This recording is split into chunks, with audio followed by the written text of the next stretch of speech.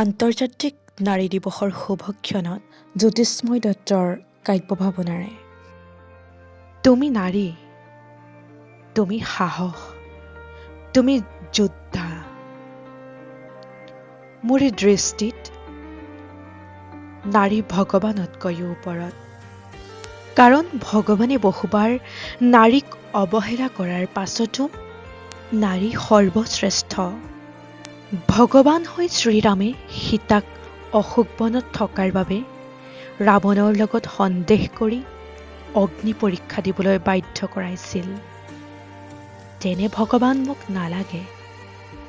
সীতাই হাঁহি হাঁহি সকলো মানি পৰীক্ষা দিছিল। হে নাৰী, তুমি মহান, তুমি সাহস।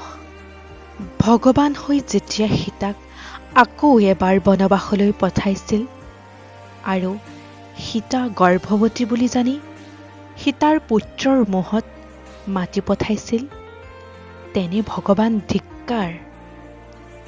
হে নাৰী, তুমি সাহস, তুমি যোদ্ধা।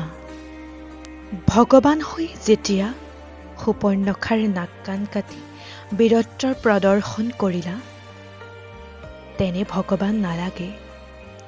তাই ৰাক্ষসী আছিল, অৰণ্যখন তাইৰ আছিল, অনাধিকাৰ প্ৰৱেশ ভগৱানৰ আছিল। দুৰ্বাসা মুনিৰ এটা মন্ত্ৰ যৌৱনৰ আৱেগত উচ্চাৰণ কৰাৰ বাবে ভগৱান সূৰ্যই কুন্তী দেৱীক কুমাৰী কালতেই যি কলংকৰ কালিমা সানিলে, যেনে ভগৱান মোক নালাগে।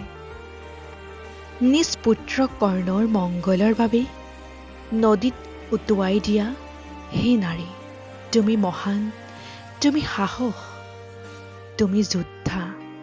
দ্ৰৌপদী কেৱল অৰ্জুনলৈ বিয়া হৈছিল, কিন্তু এষাৰ কথাৰ বাবে দ্ৰৌপদীক দৈনিক ধৰ্ষণ কৰা হৈছিল।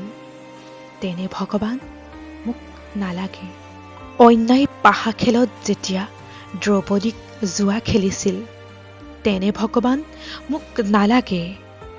স্বৰ্গযাত্ৰা কৰি থাকোঁতে যেতিয়া দ্ৰৌপদী তললৈ পৰিছিল, তেতিয়া কৈছিল দ্ৰৌপদীয়ে অৰ্জুনক বেছি ভাল পাইছিল।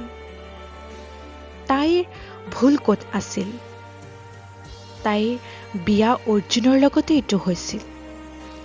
ইতিহাসৰ পাত লুটিয়ালে এনে বহু কথা ওলাব।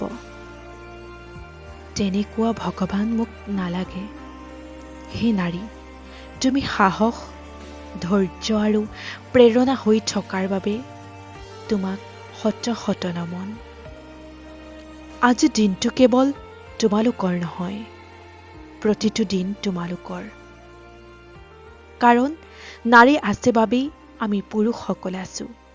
তুমি সাহস দিছা বাবেই আমি যুঁজিবলৈ পাৰিছো।